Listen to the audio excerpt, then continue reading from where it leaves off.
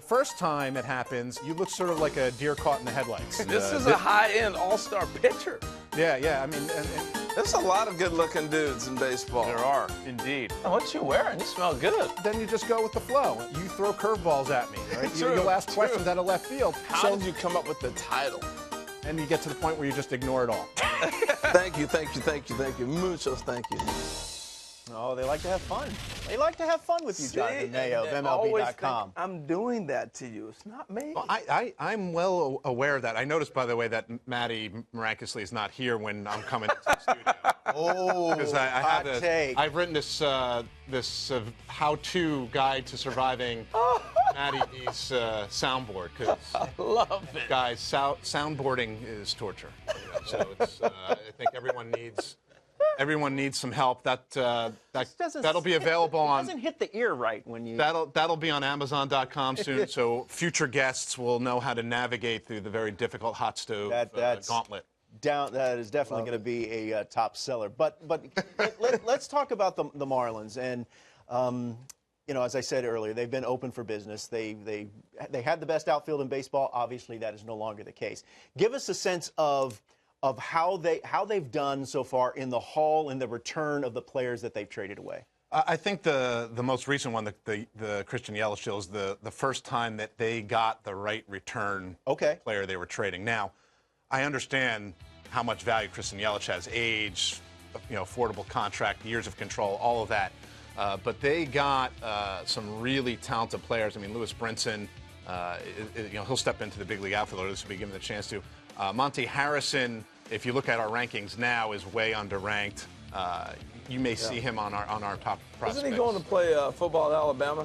He could have played football. He could have played basketball in Nebraska. Yeah, unbelievably talented. In the Arizona Fall League, he was a taxi squad player. He only played twice a week, but he's the guy that scouts wanted to see the most. And just unbelievable power plus arm. Even Isan Diaz, he had a bad year last year, but he's a really good hitter. I think he's going to figure it out. So they got good return there. Yeah, you see Diaz, left-handed hitter, kind of offensive-minded second baseman. But he's played some shortstop, so he'll be fine defensively. But the other trades, I think, you could argue, well, did they get enough for Ozuna? Did they get enough for this? And maybe not, but they're clearly stockpiling guys with tremendous ceilings. Both Brinson and Harrison are power speed guys. Some of the arms they got are these high velocity. Alcantara and Guzman both can throw 100. They're both really young. They've got to figure it out yet. So it's a work in progress.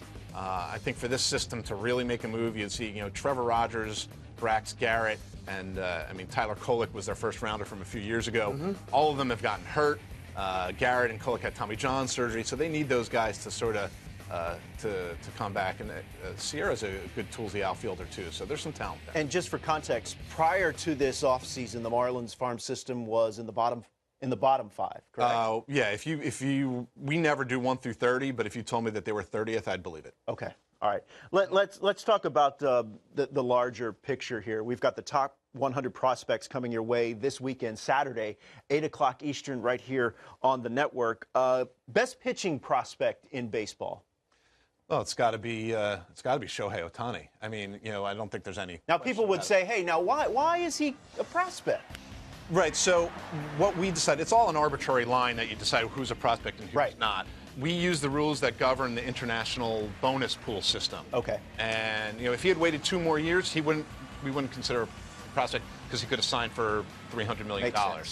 So that is why. But this is a guy who, just as a pitcher only, triple digits, plus slider, plus splitter, above average changeup, knows how to throw strikes. He was the best pitching player. He's also on our top outfielder list too. So it's kind of insane, and we don't really know what to make of him. But he's the guy that I think people want to see the most. Best hitting prospect right now. I can't go with Shohei Ohtani again, can I? No, you can't. I think you could go just pure hitter. You could go Vlad Jr. I think you'd be all right there. Ronald Acuna is probably the best all-around position prospect, just because he can do everything. He'll hit for average. He's got power. He's got plus speed. He's a good outfielder. Made it to AAA at age 19 and absolutely right there. And then went to the Fall League, and I expected to see a guy just going through the motions, and he won the MVP. You know, he hit a couple homers on national TV, played in the championship game like it was Game 7 of the World Series. And there were some questions early on with him when he was an A-ball that, oh, well, the effort's not there. He's a teenager. Then he got going, and fall league, he was tremendous. I mean, he got put in the work, and you're going to see him impact the big league team this year. So let me ask a question here. A lot of times with these prospect lists, it's guys that are in the big leagues. We've watched them play a number of games, and they may not register for Rookie of the Year or something like that. Why wouldn't you do the prospects list with just, like what you said, fall league, minor league guys, and different things like that? Why do we always include guys that have been in the big leagues? Well, we use rookie status as the cutoff. So, you know, Lewis Brinson, for instance, was in the big leagues, but he didn't get to 130 at-bats or past 45 days of service time. So they're still considered prospects, or they're eligible for Rookie of the Year, and that's where we use the cutoff. You could draw the line like the second you play a day in the big leagues.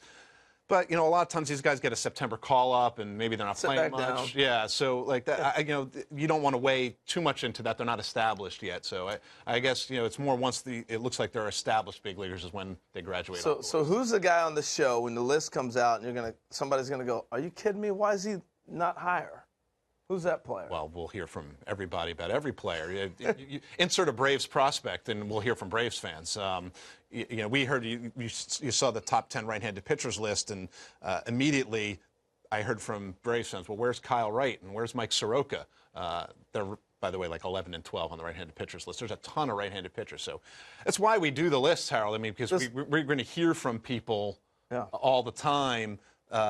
It's to be debated. If we didn't hear from people, then we're not doing our jobs right. So a lot of times these don't go together, but I want to ask you, based on the list of 100, you just brought up the Braves, which team has the biggest collection of guys in the 100 that you would say, according to this, they're probably the best organization in baseball? If you're going just based on top 100, and I would warn against, you know, when we put together our farm system rankings, you have to think of depth of system and things like that. But it'll be the Braves without giving, you know, too much away. The Braves have more prospects than anybody. The Padres and White Sox have a ton also, and those are probably the three teams that have separated themselves from the rest of Major League Baseball in terms of having the best farm systems overall. But you know, the Padres with the top 100. With the top 100, the Braves have more top to bottom. The Padres are kind of front-loaded. They have a lot of guys closer to the top. You know, so maybe more, you know, high-end impact guys, but both of them are moving in the right direction. Real quick, which prospect could have the biggest impact at the major league level in 2018? You know, you could go in a number of different directions in terms. I mean, Ohtani to me is the guy that comes to mind the first time. These are all guys that when we did our top 10 by positions, we thought could be Rookie of the Year candidates. I mean, Luis Guijarro will probably be in the Braves rotation. Jorge Alfaro and J.P. Crawford will open the season in Philadelphia. Scott Kingery may not be the right away, but could.